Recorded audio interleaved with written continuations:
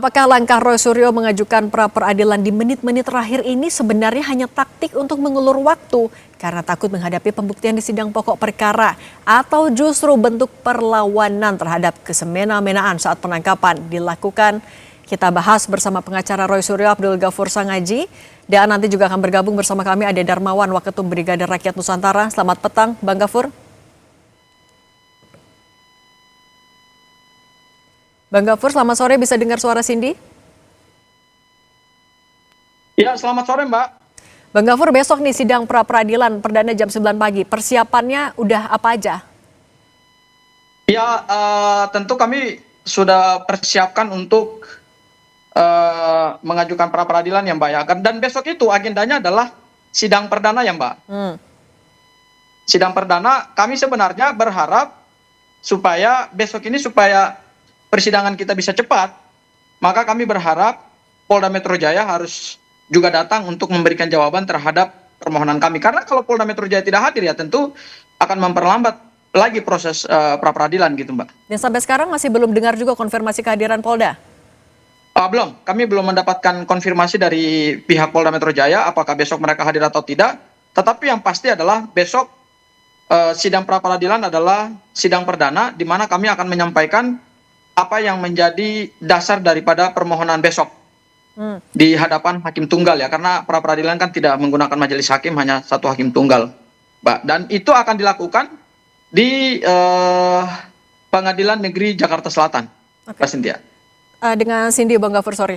Tapi Mbak Cindy, oke. Kenapa kan biasanya Bang Roy Suryo kan dengan Dr. Tifa kan selalu berjalan bersama-sama, tapi kenapa ketika soal pra-peradilan yang satu memutuskan untuk ditarik gugatannya, yang satu kok jalan terus, kok nggak kompak nih? Iya, memang tidak harus kompak itu jalan bersama ya, karena juga dakwaannya kan juga pasti berbeda Mbak. Peristiwa pidana yang diduga adalah kejahatan itu kan juga berbeda, sehingga kami dari tim kuasa hukum tentu memikirkan untuk mengambil langkah dan cara hukum yang tentu akan berbeda. Ada hal yang mendesak bagi kami, yaitu kenapa kami mengajukan pra-peradilan ini, karena kami melihat bahwa penangkapan dan penahanan kemarin yang diglorifikasikan oleh para pendukung Pak Jokowi, termasuk juga seluruh relawan Pak Jokowi, itu kami melihat bahwa banyak sekali pelanggaran-pelanggaran hukum, sehingga ini yang perlu diluruskan gitu. Dan satu lagi terkait dengan objek pra-peradilan itu tidak hanya berhubungan atau terbatas pada penangkapan, penahanan, penggeledahan, tetapi ada satu objek pra-peradilan yang kami juga akan uji besok ya sebagai bagian dari upaya paksa, yaitu status pencekalan Mas Roy yang harus dicabut oleh pengadilan. Jadi itu sangat urgen, sangat penting bagi kami sebelum kita masuk kepada persidangan pokok perkara. Tapi kalau ada kesan juga kemudian pra-peradilannya baru diajukan last minute, kemudian kan ya wajar ketika ada juga pertanyaan jangan-jangan ini taktik mengulur waktu. Ada tanggapan gimana?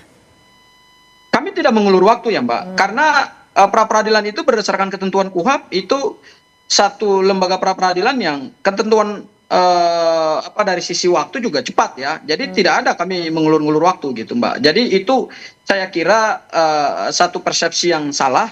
Memang berdasarkan pasal 163 KUHP yang baru terhadap permohonan pra-peradilan, karena ini adalah ketentuan hukum acara pidana yang baru, bahwa pokok perkara itu memang harus ditunda dulu sementara waktu gitu. Jadi kami dianggap mengulur waktu itu bukan menghindari persidangan, tidak, tetapi memang karena berdasarkan pasal 163 KUHP yang baru, ketika tersangka yang nantinya akan menjadi terdakwa itu mengajukan permohonan pra-peradilan, maka terhadap pokok perkara yang nantinya disidangkan oleh jaksa penuntut umum itu harus ditunda untuk sementara waktu. Dan penundaan ini kan sifatnya hanya sementara waktu gitu. Kita nggak tahu apakah 1 minggu ataukah 2 minggu.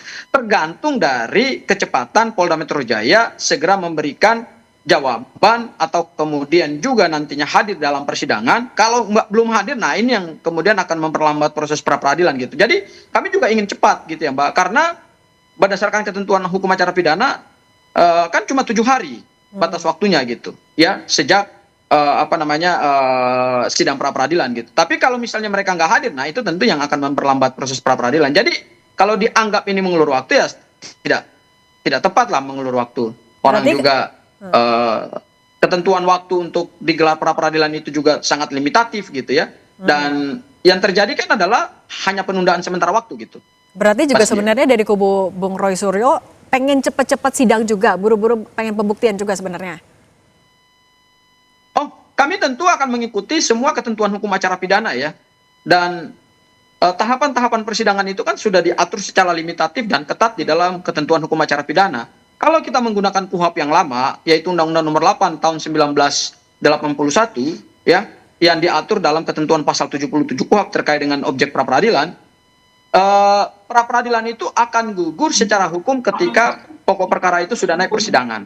Tetapi kami menggunakan ketentuan hukum acara pidana yang baru, yaitu ketentuan pasal 163 ayat 163 bahwa permohonan pra-peradilan itu harus dihentikan untuk sementara waktu ketika belum ada putusan final dari pra-peradilan. Dan pra-peradilan itu kan putusannya final, tidak bisa dilakukan upaya banding maupun kayak kasasi gitu. Jadi ya kita bersabar aja dulu sampai nunggu putusan dari pra-peradilan. Dan ini ketentuan hukum acara pidana kita yang baru kan, lembaga pra-peradilan, kemudian pengadilan negeri yang nantinya mengadili pokok perkara ini kan juga sedang melakukan penyesuaian hukum gitu. Jadi tidak ada masalah, jangan ada tuduhan bahwa ini kami mengulur waktu. Tidak ada kami mengulur waktu gitu.